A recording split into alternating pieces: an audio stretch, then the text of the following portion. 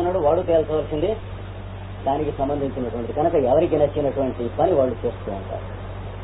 దానికి తగినటువంటి ఫలము ఎవరికి తగిన వాళ్ళు అనుభవిస్తూ ఉంటారు. దాంట్లో మాత్రం ఎవరూ పంచుకుంటానికి ఏమీ లాభం లేదు, కోపతాపాలు పడి అంతకంటే లాభం లేదు. అనుభవించడం పూర్తిగా అనుభవించవలసిందే. ఆ అనుభవించిన దాని తాలూకు ముద్ర పడవలసినదే. ఆ పడిన ముద్ర ప్రకారం ప్రవర్తించడం అనేటువంటి తప్ప ఇంకా సచ్చినా ఇంకొకలాగా ఎంత తెలివి ఉన్నా సరే ఏమీ చేసి ప్రవర్తించడం ఏమీ చేయలేము. ఇది చెప్పాడు. ఇలాంటి క్రక్స్లోంచి తెంచి యువతల పడేస్తుందండో యోగాభ్యాసం అంటే అని చెప్పాడు. అయితే యోగాభ్యాసం చేద్దామని వాడికి అనిపించాలి కదా, పూర్వకర్మ లేకపోతే అంటే అది నీకు సంబంధించింది కాదు, వాడికి సంబంధించింది. ట్రై చేయమని వాడు తేల్చవలసిన వచ్చిన వేడుస్తాడేటను ఒకడు వాడేమో బాగుపడ్డాడుకో, నీకేమన్నా బాధ? నిన్నటి వరకు పగలు రాత్రి కూడా బుడ్డి మీద ఉండేవాడు, సడన్ గా మానేసేసి ధ్యానం చేస్తున్నాడంటే నీకెందుకు ఏడుకున్నాడు? ఏ లెక్క ప్రకారం మారాడండి? ఏ లెక్క నీ మొహం, నీ లెక్కలంతా నువ్వెళ్తాడు. నీకు వచ్చిన లెక్కలేం తెలుసుకున్నాడు. కాటన్ మార్కెట్ లెక్కలే కదా నీకు తెలిసినవి. అయినాడు కలిసే తప్పే, ఓపెనింగ్ గెలవలేదు, క్లోజింగ్ గెలవలేదు. సాంఖ్యయోగం కనుక దేని ప్రకారం ఏ లెక్క ప్రకారం వాడు అడిగితే పళ్ళు రాగొడతాడు. వాడిని అడిగితే వాడు తెచ్చేది. వాడు టెలిఫోన్ నెంబర్ తెలియదు, అడ్రస్ అనేది తెలియదు. ఎవరిని అడుగుతో గోడలను అడగాలి వీడు ఎలా బాగుపడ్డాడు. అది రోజు తెల్లవారేటప్పుడు బాగుపడ్డవాళ్ళు ఉన్నారు లేదా వెనక్కి తిరిగి చూసేటప్పుడు. మరి 25 ఏళ్ల తర్వాత నేను మరి ఇట్లాగ మోసపోయాను అని అన్నవాళ్ళు ఉన్నారా లేరా? ఏం చెబుతాం? ఈ 25 ఏళ్ళు కూడా తను మోసం చేసుకున్నాడు. 25 ఏళ్ళు అయిన తర్వాత కానీ వీడు తాగినా 25 ఏళ్ళు కూడా త్రికరణ శుద్ధిగానే తాగాడు. వ్యభిచరించినా త్రికరణ శుద్ధిగానే వ్యభిచరించాడు. ఎవరిని మోసం చేయలేదు, చేయటం లేదని అనలేదు. కానీ క్షణ మాత్రం చేత వాళ్ళు మార్పు వచ్చి మారినా త్రికరణ శుద్ధిగానే వాళ్ళకి ఎంతో సుఖపడతారు. నిమిషాల్లో మారుతారు, మొత్తం అంతా జీవితం మారిపోతుంది. ఉదాహరణకి గుడిపాటు వెంకటేశ్వర చిన్నప్పటి నుంచి వాడు రాసిన పుస్తకాలు కానీ వాడు చేసినటువంటి చేష్టలు కానీ త్రికరణ శుద్ధిగా చేశాడు. ఎవడు సాటి కాదు వాడి త్రికరణ శుద్ధికి. ఎందుకంటే మా చిన్నతనంలో వాళ్ళ ఇంట్లో ఆడుకున్నాం. మా నాన్నగారు ఆయన స్నేహితులు. గుడిపాటు వెంకటేశ్వరం ఉన్నటువంటి త్రికరణ శుద్ధి లక్షల కోట్లు మనం ఒకళ్ళు లెక్కేసుకుంటే మొహమొహాలు చూసుకోవాల్సిందే కానీ ఎవళ్ళకి లేదు. చిన్నప్పటి నుంచి ఆయన దగ్గర ఉన్నదే అది. నేను తాగుతా అంటే తాగుతా అని చెప్పాడు. నా ఫ్రీ లవ్ నమ్ముతా అంటే ఫ్రీ లవ్ నమ్ముతానని చెప్పాడు. మ్యారేజ్ అంటే మ్యారేజ్ మీద నమ్మకం లేదని చెప్పాడు. బుకాయించలేదని, ఫిలాసఫైజ్ చేయలేదు, దాన్ని సృష్టించి ఏం మాట్లాడలేదు చెప్పిన ఆయన నమ్మినవి రాశాడు. దుమ్మికి పోసిన వాళ్ళు పోశారు, రహస్యంగా ఎవరు చూడకుండా పుస్తకాలు చదువుకున్న వాళ్ళు చదువుకున్నారు. రెండు ఉన్నాయి. అది ఒక్కటే కావాల్సింది. ఏది ఏం రాశాడు, ఏం చేశాడన్నవి ఎక్కడ ఉండవు. త్రికరణ శుద్ధి ఒకటే కావాల్సింది. అది కోట్ల జనం చూస్తూ ఉంటే ఎవడో ఒకళ్ళో ఉంటుంది. ఏదో 2% ఉంది, 3% ఉంది అంటే లెక్కలేదు. ఆయన 20% ఉంది. అలాంటిది రమణ మహర్షి దగ్గరికి అయితే నాకు చూపిస్తావా ఆయనలో ఉన్న మహిమని అడిగాడు. ఆయన చూస్తే తెలిస్తే నేను నమ్ముతా అన్నాడు. అది కూడా త్రికరణ శుద్ధిగానే చూస్తాడు. కానీ 25 ఏళ్ల తర్వాత నేను వాడు కౌంటర్లని అనడం ఏమండి. సరే రమణ మహర్షి దగ్గరికి వెళ్ళి కూర్చోబెట్టారంటే ఆయన ఏం చెప్పలేదు, ఏం చెప్పలేదు. 2 నిమిషాలు అయిపోయింది. 3వ నిమిషం అయిన తర్వాత ఇక లేవండి పెడదామన్నాడు. ఇంకా వెళ్తా ఉంటూ ఉండదు అన్నాడు. జనం అంతే అయిపోయింది.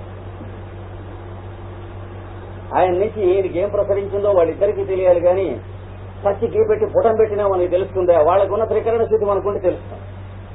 అంటే చూసారా? అంటే కీలకం ఎక్కడ ఉంటుందో మనం గమనించుకోవాలి. పూర్వకర్మ వాసన అది. ఆ త్రికరణ శుద్ధి ఎక్కడిది? ఇప్పుడు జనాలు రామకృష్ణుడు నిగమ శర్మోపాఖ్యానం ఇచ్చాడు. పాపం పిల్లలు లేరని చెప్పి సమస్త తీర్థక్షేత్రాలు తిరిగారు. పెద్దలైనటువంటి మహనీయుల చరణ కమలాలన్నీ కొరిచాక ఆ దంపతులు వీడు ఒక నలుసు కలిగేట గారాభంగా పెంచేట తిరిగిపోయాట. తాగుడు అలవాటు ఏంటంటే, విచారం అలవాటు ఏంటంటే, తీర్థబాక అలవాటు అయింది. ఇంటికి రావటం మానేశాడు. నాన్న గందరగోళం అయిపోయింది. తర్వాత ఏదో ఇంట్లో నగలన్నీ ఎత్తుకుని పారిపోయాడు. అయిపోయింది. అక్కడ దారిలో వెడుతూ ఉంటే ఎవరన్నా గుర్తుపడతారని అడవిలోంచి పట్టుకుంటా మొదలెట్టాక నగలం. వెళ్ళేటప్పుడు ఏమైతే దొంగలు మేత్తగా చెటకొట్టి సున్నంలోకి ఎముకలు ఎక్కడ కొట్టి తీసుకెళ్లిపోయారు. నగలు అడవిలోంచి వెళ్తుంటే ఎవడు మాట్లాడతాడు? దొంగలు తన్ని తీసుకెళ్లిపోయారు. అప్పుడు పాపం ఆ పక్కనే ఊళ్ళో ఉన్నటువంటి ఒక కాపు వాడిని తీసుకెళ్లి ఊళ్ళంతా పట్లు వేయించి వైద్యుడిని పిలిచి వైద్యం చేయిస్తే 15-20 రోజులు లేచి మంచం మీద కూర్చున్నాడు. ఆ కాపు కోడళ్లలో అందరికంటే చిన్నదైనటువంటి కోడలు ఉన్నది. దాని ఎందు వ్యభిచరించి దాన్ని తీసుకుని లేచిపోయినాడు. ఏది తన్ని గురువుగా తండ్రిగా మొత్తం ఇంటిల్లిపాది నమ్మారు ఆ కాపు కుటుంబం. వాడికి పంతులు గారు చేసిన పని తీసుకెళ్లిపోయాట. వీళ్ళిద్దరూ వెళ్లిపోయి అరణ్యంలో ఒక 10 సంవత్సరాలు జంతువులలో పోయేవాళ్లలో కలిసిపోయాక అడ్రస్ తెలియకుండా అవసరం. వీడు కూడా వేట నేర్చుకున్నాడు. ఇద్దరు వేటాడేవంటే అడవిలో ఉన్న జంతువులన్నింటినీ శుభ్రంగా తెలిసాడు. అన్ని అలవాటే. తర్వాత కొన్నాళ్ళు ఉంటున్నట్టుగా ఉండి పిడుగులాంటి మనిషి ఆడు చచ్చిపోయింది. వీడు ఎవరినైతే తీసుకొచ్చాడు ఇతడు మళ్ళీ ఇంకో హాన్ని తీసుకుని వెళ్ళిపోయినట్టు తెలియదు. ఇప్పుడు చేసిన పనులన్నీ అంటే అయిన తర్వాత ఆడికి పిల్లలు పూర్తి రెండో ఆడికి. అంతవరకు వాడికి రుచిగా ఉంటే బుడ్డే ఉపయోగించుకుంటాం, రుచిగా ఉంటే ఆడదాన్ని ఉపయోగించుకుంటాం తప్ప ప్రేమ అనేటువంటి విషయం పుట్టింది కదా జీవుల్లో. స్టిమ్యులేట్ అవ్వలే, ఎక్కడో వెయిట్ చేస్తూ ఉంది. అట్లాంటిది వీడు వేట కోసం అని చెప్పి వెళ్లి వచ్చేటప్పటికి ఉడితేయకుండా తాగి సచ్చేసి పడుకున్నటువంటి భార్య పిల్లలను అగ్ని ప్రమాదంతో ఇల్లు దగ్ధమై దాంతో పాటు కుటుంబం భస్మం అయిపోయినారు. అందరూ పోయారు. ఒక మాట చూస్తే బయటగిపోయింది కదా బయలుదేరింది. అప్పుడు ప్రేమ అనేటువంటి అయ్యో ఇట్లా అయిపోయినారు వీళ్ళు, ఏమైనా వీళ్ళు ఎక్కడున్నారు? అదే మొట్టమొదటారో వాడు ప్రేమ పుట్టడం దొరుకు లేదు. దొరుకు కామం ఉన్నది, స్త్రీని ఉపయోగించుకుంటాం వల్లే ఉంది, యంత్రం వల్లే ఇట్లాంటివన్నీ పశువుల్లే ప్రవర్తించడం ఉంది. కానీ ప్రేమ అనేది ఎరగడం. అట్లాంటి వాడు నూతన పొడంగా అట్లా బయలుదేరి వెళ్ళిపోతున్నాడు. ఏది లేదు, మనిషి నీళ్ళు లేదు. 2 రోజులు దాటి అట్లాగే నడిచి వెళ్తున్నట్ట. దారిలో స్తంభం కనిపిస్తే ఎత్తేసి పక్కన చెట్టు అయితే గిడిపడి దూరి పెడుతున్నాడు. ముళ్ళు అయితే వాటి నుంచి తక్కువగా పెడుతున్నట్ట. ముళ్ళ పొదలైతే వాటిలోంచి వెళ్ళిపోతున్నాడు. పాముల పుట్ట అయితే వాటి నుంచి నడిచి వెళ్ళిపోతున్నాడు. తప్పుకుని పెడదామని కూడా ఏం కనిపించట్లేదు. అవతల ఏదో ఒకటి వీళ్ళని పట్టి ఆకర్షిస్తూ ఉంది, అటు పెడుతున్నాడు అన్నట్టుగా ఉంది అన్నాడు. రాయట తెలుగు తప్పి పెడుతుంటే చేరువ ఈకడు పచేళిమమ ఈతన్నుడాయు పూర్వ సంస్కారవశంపునన్.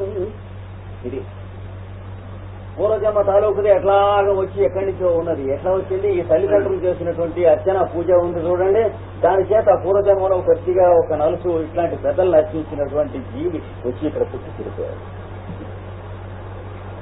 ఆ సంస్కారం చాలా ఉన్నది, చెడిపోయిన సంస్కారం. అంతకు ముందు ఎప్పుడో పెద్దలను అర్చించినటువంటి సంస్కారం శివ తలకాయంత లోపల 2 ఉన్నాయి. కానీ ఈ సంస్కారం ముందు కొట్టేసింది, స్టిమ్యులేట్ అయిపోయింది. ఇప్పుడు ఆ సంస్కారం మిగిలింది. దానివల్ల ఎక్కడికి ఆకర్షింపబడుతున్నాడు వీడికి ఏం తెలియదు. ఎక్కడికి వెళ్తున్నాడు? పిల్లల్ని చూడాలి అని వెళ్తున్నట్టు వాడు. కానీ అవతల పక్క సరిగ్గా వీడు మలుపు కరెక్ట్గా వెళ్ళేటువంటి 2.5 రోజులు ఇటు పక్కకి వెళుతున్నాడు. అటు పక్క సూటిగా పండరీపురంలో దక్షిణ ద్వారంలో నరసింహస్వామి ఆలయం ఉంది. అందులోంచి నరసింహస్వామి ఇలా చూస్తున్నటువంటి చూపు వీడికి ఎదుర్కొండా ఉందిట. ఆ చూపు వైపుకి వీడు ఎడుతున్నట్టండి రాశాడు. ఎన్ని వందల మైళ్లలోనూ కూడా అక్కడ ఉంది. అది లాగుతోంది, ఇటు వీడు ఎడుతున్నాడు. అది అంతేగాని మనకేం కనిపిస్తుంది?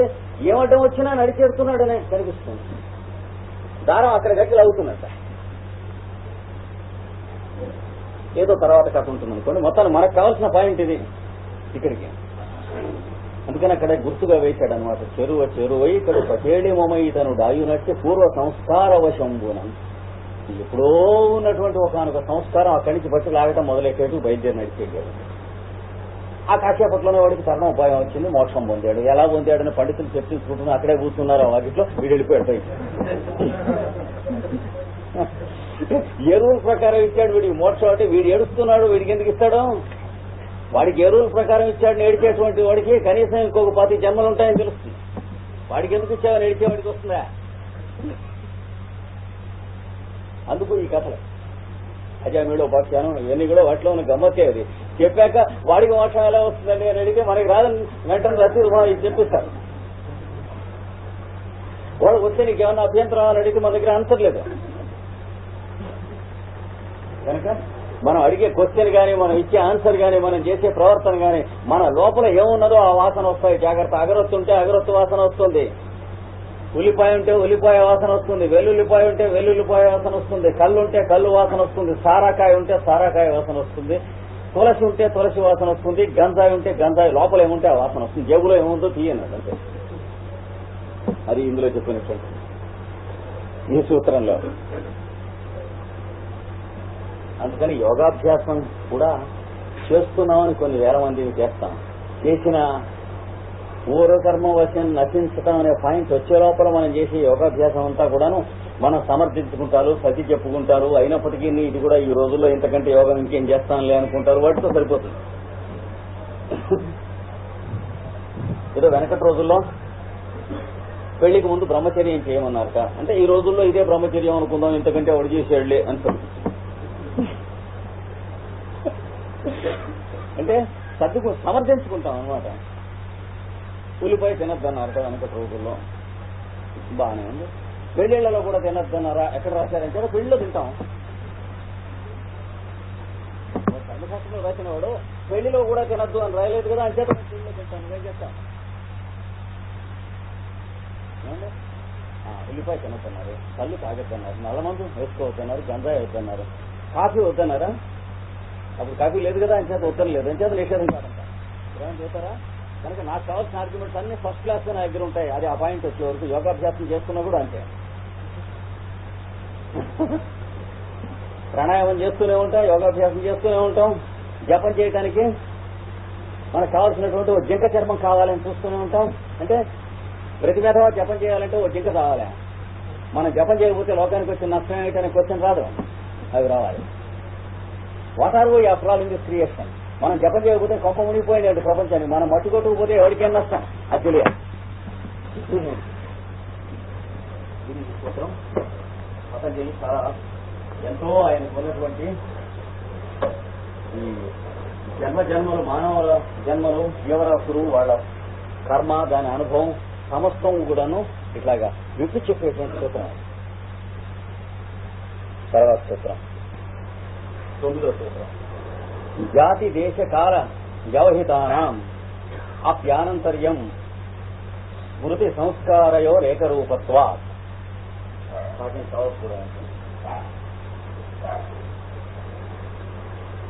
జాతి దేశ కాల వ్యవహితానాం ఇంతవరకు ఒక అపి ఆనంతర్యం స్మృతి సంస్కారయో ఏకరూపత్వ. జాతి ఇది నరజాతి,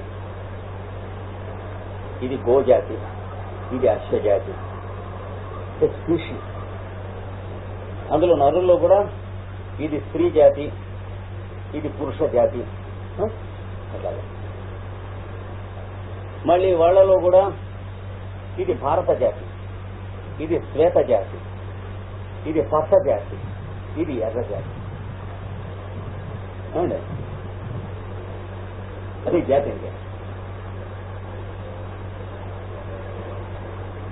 తర్వాత దేశం అంటే ప్రదేశం. ఇది యూపీ, ఇది ఆంధ్రప్రదేశ్, ఇది కర్ణాటక, ఇది మహారాష్ట్ర. అది దేశం అవుతుంది. కాలం, వాళ్ళు వెనకటి వాడు, మన నవీనుల. ఇట్లాంటి డొక్కు కబుర్లు ఉంటాయి కదా. ప్రతి సెంచరీలో ఉన్న కొడుకును కూడా ఇంటి మోడర్న్ ఏజ్ అని ఏడుస్తూ ఉంటాడు. ఇన్ని లక్షల సంవత్సరాల నుంచి అదే ఏడుస్తున్నాడు, ఇప్పుడు అదే ఏడుస్తాడు, రాబోయే లక్షల సంవత్సరాలు కూడా అదే ఏడుస్తాడు. ప్రతివాడు తానున్న ఏజ్ మోడర్న్ ఏజ్ అంటాడు మనగాడల్ని. ఇంకో 2-3 శతాబ్దాలు వెళ్ళేటప్పటికే 24వ శతాబ్దం వాడు అంటాడు. ఈ గుడ్లగోపి ముండా కొడుకులు 20వ శతాబ్దంలో మోడర్న్ ఏజ్ అనేవాళ్ళు వాళ్ళు వెధవలు అంటాడు. 20వ శతాబ్దం మోడర్న్ ఏజ్ ఏమిటి, పిచ్చి ముండా కొడుకు అంటాడు. ఏది మనం ఒళ్ళు పొగరెక్కి ప్రాచీన శిలాయుగం, నవీన శిలాయుగం అంటున్నాం చూడండి, అలాగే అంటారు మన గురించి కూడా. ఏ మనకంటే వెధవలు కాదు కదా వచ్చేవాళ్ళు, మనం అంటే వాళ్ళు అనకూడదు ఏంటి. మానవ జాతి ఎప్పుడు ఓలాగే ఉంటుంది. ఉన్నటువంటి ఫూలిష్నెస్ ఎప్పుడు అంతే ఉంటుంది, ఉన్నటువంటి నాలెడ్జ్ ఎప్పుడు అంతే ఉంటుంది, కాంప్రహెన్షన్ ఎప్పుడు అంతే ఉంటుంది, వీక్నెస్లు ఎప్పుడు అంతే ఉంటాయి. ఆ ఏజ్ లో కాబట్టి ఎలా ఉంది, ఈ ఏజ్ లో కాబట్టి ఎలా ఉంది, ఇట్లాంటి అక్కచ్చమ్మ కబుర్లు చెప్పి లాభం లేదు. ఇప్పుడు మనం మోడర్న్ ఏజ్ లో ఉన్నాం, మన మొహానే పొద్దుపుడిచినట్టు ఉంటుంది ప్రతి శతాబ్దిలో ఉన్న ఎదోకింది మనకు ఉండలే. అట్లాగే మనం నవీన యుగంలో ఉన్నట్లేదు, శతాబ్ది ఏడేది నవీన యుగంలో ఉంటాం. వాళ్ళు నవ్వుతారు నన్ను చూసి. 20వ శతాబ్దంలో ప్రతి విధంగా నవీన యుగం అని అనుకునేవాడు. పిల్లలు ఎక్కర్లేకపోతే బ్రహ్మచర్యం చేయలేనటువంటి నపుంసకులను, బర్త్ కంట్రోల్ కోసం మెకానికల్ మీన్స్ ఫాలో అయినటువంటి యానిమల్ ఫెలోస్, వీళ్ళు మోడర్న్ ఫెలోస్ ఏమిటంటారు. 21వ శతాబ్దం 22వ శతాబ్దంలోకి వెళ్లేటప్పటికి వాడు బ్రహ్మచర్యం అంటే మామూలుగా ఫాలో అవడం చేత అవుతుంది వాడికి. వాడు మన గురించి ఏమంటాడు, ఫ్యామిలీ ప్లానింగ్ కోసం మెకానికల్ మీన్స్ ఫాలో అయినటువంటి ప్రతి నవపోసల శతాబ్ది కూడాను వాడు మోడర్న్ శతాబ్ది ఏమిటండి 20th సెంచరీ వాళ్ళు కౌంటర్స్ అంటాడు వాడు మన గురించి. చర్చకి ఓడిపోయిన విధవాలు కదండి 20th సెంచరీ అంటాడా అనడా అపగలం. తర్వాత మనీ చేత కొనబడినటువంటి విధవలు కదండి అంటాడు మన గురించి, అంటాడా అనడా వచ్చే శతాబ్ది వాడు ఖచ్చితంగా అంటాడు. ఎందుకంటే డబ్బు యొక్క యూస్లెస్నెస్ వాడికి తెలుస్తుంది.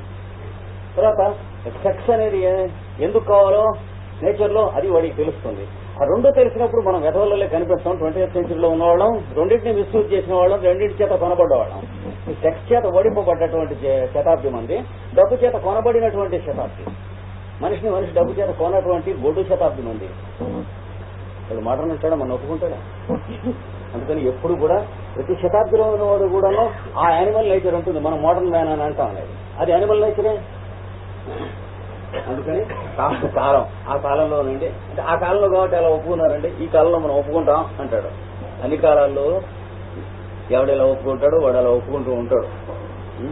కట్నం తాటనిస్తామంటే ఒప్పుకోడు. ఆ కాలంలో కట్నాలు తీసుకునేవాళ్ళ అంటూనే ఉంటాడు. వంటింట్లోకి వెళ్ళి పట్టుకొని తీసుకొచ్చేస్తాడు. మళ్ళీ యువతలకు వచ్చి ఆ కాలంలో కట్నాలు తీసుకునేవాళ్ళ అని చెప్పి కవిత్వం భావకవిత్వం రాస్తూనే ఉంటాడు. తీసుకునేవాడు ఆ కాలంలోనూ తీసుకోవడం, ఈ కాలంలోనూ తీసుకోవడం, రేపు తీసుకోవడం. అంటే వాళ్ళు వేరే వేరే పుట్టుక చేత ఉంటారు తప్ప ఊరికే సొళ్ళు కబుర్లు చేత లోపలి. అందుకని కాలం అంటే అది కాలంతో విడదీసినప్పటికీ, జాతితో విడదీసిన, దేశంతో విడదీసిన, కాలంతో విడదీసిన, though differentiated by species or area of the land or time, through space or time. వీటితో వ్యవహితానాం అంటే విడదీయబడిన వారలకు, వ్యవహితం అంటే విడదీయటం. దేశంతో విడదీయబడిన వాళ్ళు, జాతితో విడదీయబడిన వాళ్ళు, వాడు అమెరికానో వీడు ఇండియనో ఉంటాం. జాతితో విడదీయటం అంటే అదే అర్థం అంటే వాడు మంగోలాయిడ్, ఏదో వీడు యాంథ్రపాయిడ్. యాంథ్రపాయిడ్ ఏపుకి పుట్టినవాడు వీడు, మంగోలియన్ మంకీకి పుట్టినవాడు వాడు. వాడు బావమరిది వీడు బావమరిది కలిసి పెళ్లి చేస్తున్నారు ఏదో చెబుతాం. కనుక వీటితో వ్యవహితానాం అంటే వేరు వేరు చేయబడిన వాళ్ళకి వ్యవహితానం అంటే అపి అయినప్పటికీ.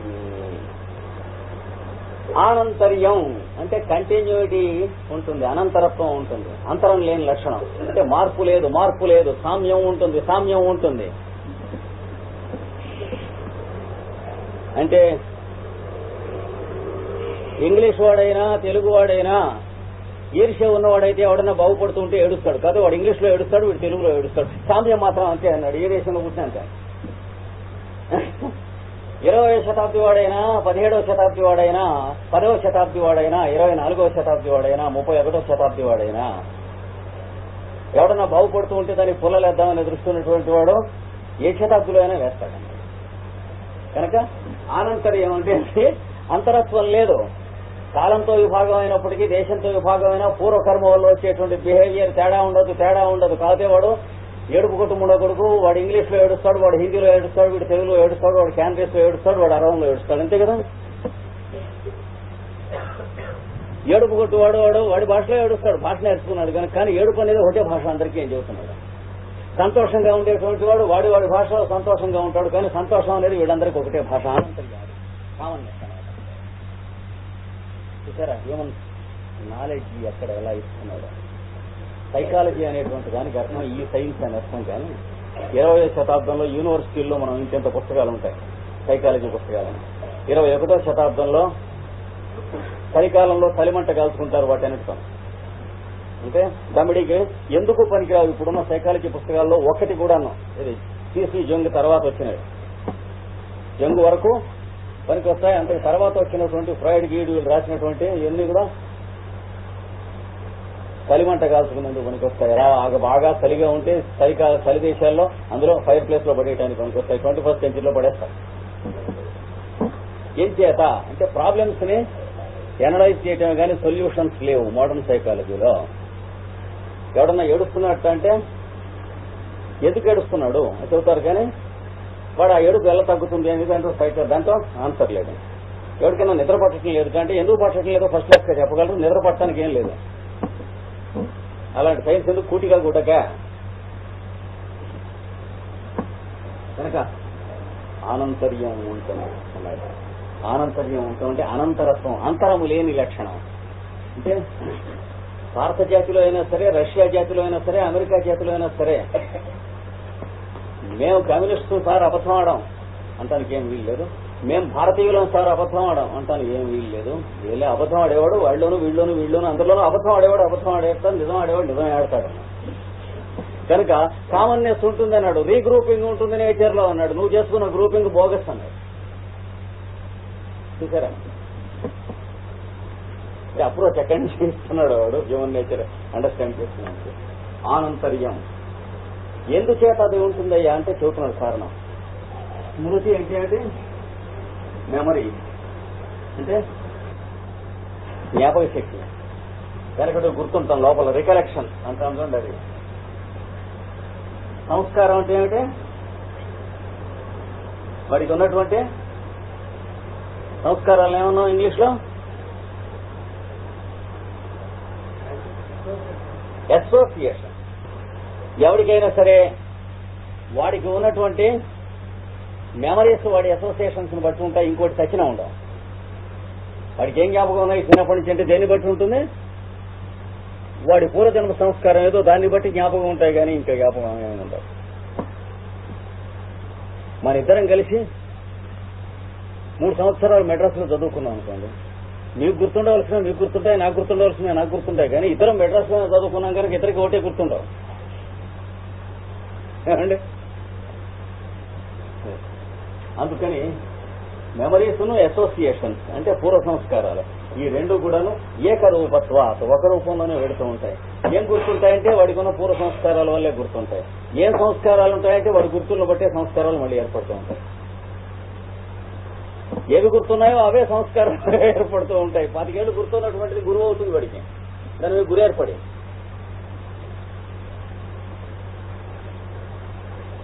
పాతికేళ్లు చేయడానికి సంకోచించినటువంటి వాడు కూడా 10 ఏళ్ళు అయిన తర్వాత దొంగతనం చేయొచ్చు. ఏం చేతంటే ఏదో పిల్లపెళ్లి కావాలి, అప్పు తీరాలి, ఇల్లు కట్టుకోవాలి, ఈ 3 పాయింట్స్ సాటిస్ఫై కదా అంతే. కనుక మెమరీ చేత అసోసియేషన్ పెంపొందింపబడుతూ ఉంటుంది, అసోసియేషన్ చేత మెమరీ పెంపొందింపబడుతుంది. దీనికి కాంతి అది ఉండదు, దానికి కాంతి ఇది ఉండదు. అంటే వాడికి ఉన్నటువంటి స్మరణకి సంబంధించని సంస్కారము వాడి దగ్గర ఉండదు, సంస్కారానికి సంబంధించని స్మరణ వాడి దగ్గర ఉండదు. కూతురు భజన చేయండి అన్నారు,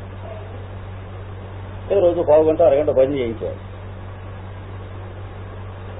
10 ఏళ్లు భజన చేయించిన, భజన చేయటానికి పుట్టినటువంటి వాడు సిన్సియర్ గా భజన చేస్తాడా చేయమన్నా ఆయనతో. అక్కడ కొబ్బరి ముక్కలో సొండలో శనగలో పెడుతున్నారని భజన చేసినటువంటి వాడు ఆ టైంకి వచ్చి వాటి కోసమే చేస్తాడు. అంటే వాడికి భక్తి ఉండదు. భక్తి ఉండి భజన చేసేటువంటి వాళ్ళు కొందరు ఉంటారు. అలా కాకుండా వాడికి కావాల్సిన దానికోసం భజన చేసేవాడు ఒకడు ఉంటాడు. ఇతరు భజన చేస్తూనే ఉంటారు. కోరి భజంతును గోవిందును మది అని వాడు అంటే కోరి భజంతును కొబ్బరి బెల్లం అని వీడు నలుగురిలో కలిసి అంటారు కానీ తెలియదు, వినపడదు. మైండ్ యొక్క లాంగ్వేజ్ అది. అయితే ఇంకొంచెం పెద్ద వయస్సు వచ్చిన తర్వాత వీడే ఈ 2వ వాడు ఎందుకు భజన చేస్తున్నాడు, ఏది 25 ఏళ్ళు వచ్చినాయి. వాడి వయస్సులో ఉన్నటువంటి ఆడపిల్ల భజన అనేటువంటి వంకతో అక్కడ వచ్చి కూర్చుంది, వీడు కూడా అందుకే అక్కడ వచ్చి కూర్చున్నాడు. అంటే లైన్ లాగేసుకోండి. వీడు పూర్వజన్మలో పంది బురద మెత్తు పన్నీరు మెత్తునా అన్నాడు ఒక ముక్కలో. ఎవరు? వేమన గారు. ఒక తొట్లో పన్నీరు పోసి అక్కడ పెట్టి ఆ పక్కన సైడ్ కాలం ఉంచి పందిని వదిలిపెట్టి ఎటెడుతుందంటే నువ్వేం చేస్తావు అన్నాడు. దాన్ని అది వెళ్ళిపోతుంది, దండం పెట్టు కానీ నువ్వు చేసేది ఏం లేదన్నాడు. అయ్యయ్యే వాడు ఎవడో చేసుకుంటుంది కంటే ఏం చేయక నోరు ముయ్యమన్నాడు.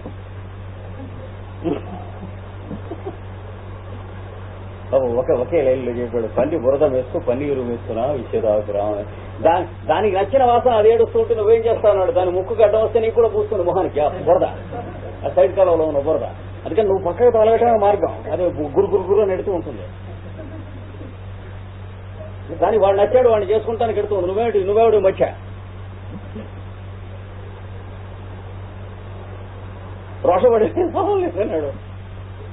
Right was indignation. ఇవన్నీ కూడా స్టీమ్ ఎక్కడానికి టెంపరేచర్ ఎక్కడానికి పనికి వస్తాయి కానీ అంతగా నీకేం లేదు. అపూర్వ సంస్కారం చెప్పిన కూడా ఎవరి own behaves according to his own force of habit, and the force of habit forms according to one's own taste. Taste forms according to one's own previous habit. Habit forms according to his taste. Taste forms according to his habit. ఇది తప్ప logic గీజిక్ వీటికి దమ్మిడి చోట్లేదు ఎక్కడా కూడా. ఇవి magic చేసేస్తుంటాయి. ఇంకా లాజికే కన్నాడు. వాడి చేత భగవద్గీత చదివించండి, బైబుల్ చదివించండి. నీకు బెబ్బే నీ అబ్బకు బెబ్బే ఏం లాభం లేదు. ఖురాన్ చదివించండి. నువ్వు ఏడుస్తా కూడా చదువుతాడా, తంతా కూడా చదువుతుందా, వాడి నమ్మేదేం లేదు. అంచేత వాడి చేత చదివించకండి. నువ్వు బుద్ధిమంతుడు అయితే ఏం చేస్తావంటే వాడు నమ్మకుండా చదువుతున్నటువంటి వాడి చేత అనవసరంగా చదివించవు. నీకు ఎనర్జీ వేస్ట్, వాడికి టైం వేస్ట్. మరి మన నలుగురం ఇక్కడ పతంజలి యోగ సూత్రాలు చెప్పుకుందామని కూర్చున్నాం కానీ మిగతా వాళ్ళని పతంజలి యోగ సూత్రాలు అంతా చెప్పుకుంటూ ఉంటే మీరు రారేం కూర్చోరేమని రోడ్డు మీద వాళ్ళని పట్టుకొస్తాం. సరిగ్గా టెన్షన్గా 8:30కి వస్తాడు ముందు కావాల్సిన వాడు, టోకన్గా వస్తాడు. ఎందుకంటే మిగతా టైం వేస్ట్. వాడికి 5 నిమిషాలు ముందు వస్తే పతంజలి యోగ సూత్రాలకి. మీకు నాకు పతంజలి యోగ సూత్రాలు ఎవడన్నా చెబుతున్నాడంటే టైం వేస్ట్ కాదు, టైం గెయిన్. మనకి ఇదే రైట్, వాడికి అదే రైట్. ఇద్దరు ఎవడో బతుకు కాదు. అది క్లియర్. అది తెలిస్తేనే ఏమన్నా జీవితం అంటే ఏమన్నా తెలుస్తుంది. లేకపోతే మనది వాడికి రుద్దినా లాభం లేదు, వాడికి మనకి రుద్దించుకున్నా లాభం లేదు. ఏ రుద్దినా అంటే ఏం లాభం లేదు. మొహమాటం కోసం రుద్దించుకున్నా అంతకంటే లాభం లేదు. కనుక ఎవడి నిజస్వరూపం వాడు తెలుసుకుని ఆ పైన ఉన్న బిహేవియర్ కూడా దాన్ని బట్టి మద్యంపు చేసుకుంటూ ఉండండి అని చెబుతున్నాడు. యోగాభ్యాసం చేయదలుచుకున్నటువంటి వాళ్ళు meet in terms of fact.